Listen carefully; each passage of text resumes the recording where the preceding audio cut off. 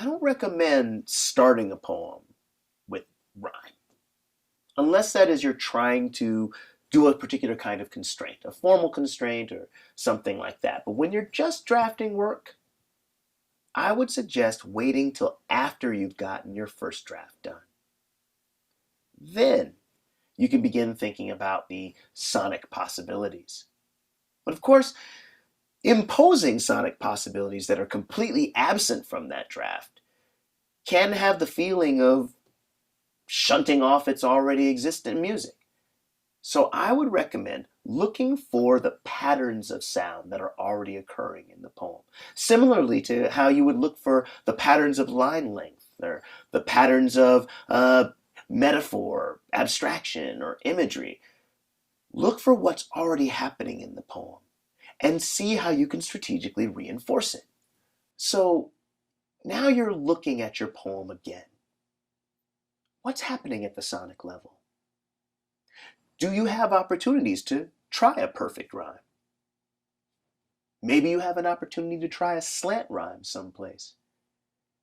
Maybe you've been using a lot of the same kinds of sounds like we do with assonance or consonants.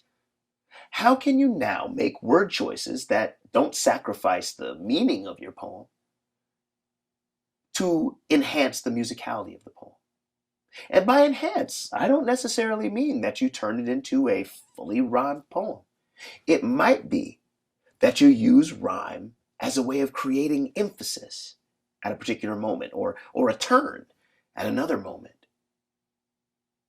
Remember that every tool you use in your poem can be leveraged to draw attention to particular effects, particular ideas you'd like to enact. How can it be that if you want to suggest harmony, that suddenly turns sour, like, say, in a relationship? It might be that using the kinds of sounds that are interrelated, assonance and consonants, and then suddenly changing to a new sound, can enact that sense of things falling apart or something going wrong. Remember, look for what's already happening in the poem and enhance that, as opposed to putting it in a straitjacket.